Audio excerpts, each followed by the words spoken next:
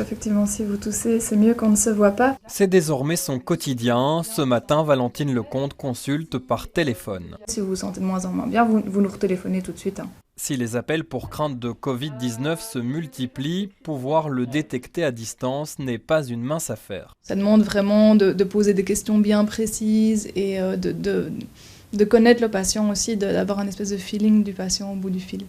Et ce feeling, Philippe Gillis, un autre médecin, se félicite de l'avoir eu pour une de ses patientes qu'il a décidé de tout de même aller voir chez elle. Et donc à l'examen clinique et également en mesurant le taux d'oxygène, je me suis rendu compte qu'elle avait un gros problème. Et donc à ce moment-là, j'ai appelé les urgences, on l'a amenée à l'hôpital. C'était donc bien une double pneumonie à Covid. Mais donc cette patiente-là, si j'avais fait le diagnostic par téléphone, je me serais trompé. Quand les médecins n'ont pas le choix de consulter normalement, ils s'exposent forcément à des risques, mais ce n'est pas pour autant qu'ils peuvent se faire tester. Les critères, c'est être un soignant, mais avoir des symptômes et de la température. Donc moi, je suis uniquement un soignant, mais j'ai ni température ni symptômes. Se faire tester, c'est l'une des revendications de ces médecins, mais aussi avoir de quoi se protéger.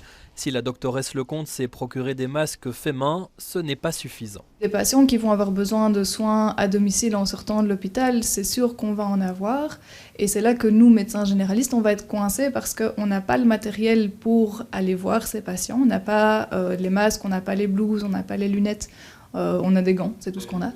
C'est ce qu'a fait ce matin le docteur Gillis, une visite à domicile d'un patient Covid-19 qui est sorti de l'hôpital. Toujours contagieux, vous le voyez sur cette photo accompagné d'une infirmière à domicile.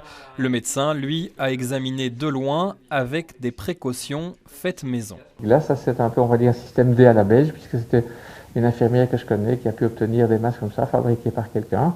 Il y a le téléphone, mais aussi l'ordinateur. Valentine Lecomte écrit désormais ses prescriptions en ligne. Philippe Gillis, lui, vérifie les dernières prises de sang de sa patiente hospitalisée pour le coronavirus, faute de pouvoir faire mieux. C'est un peu frustrant, voilà, on est obligé de suivre comme ça les patients, mais uniquement par des résultats de prise de sang sur l'ordinateur, ce qui n'est évidemment pas du tout la même chose que pouvoir se rendre au chevet d'un patient, lui remonter le moral, lui parler, voir un petit peu comment il va. Il faut donc faire face à cette frustration et ces changements d'habitude, mais aussi à l'angoisse qu'induit une telle crise sanitaire. Pour moi, j'ai pas peur. J'ai peur plus pour la population en tant que telle. Quand on voit les difficultés qu'ils ont éprouvées au niveau des hospitalisations en Italie, en Espagne maintenant, en France.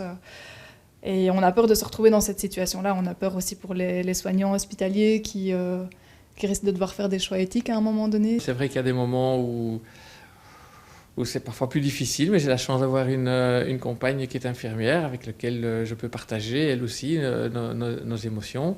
Et donc je pense que c'est important de pouvoir parler, pas être seul. Ne pas rester seul, mais respecter les règles de confinement pour que nos médecins, eux aussi, puissent un jour retrouver une vie relativement normale.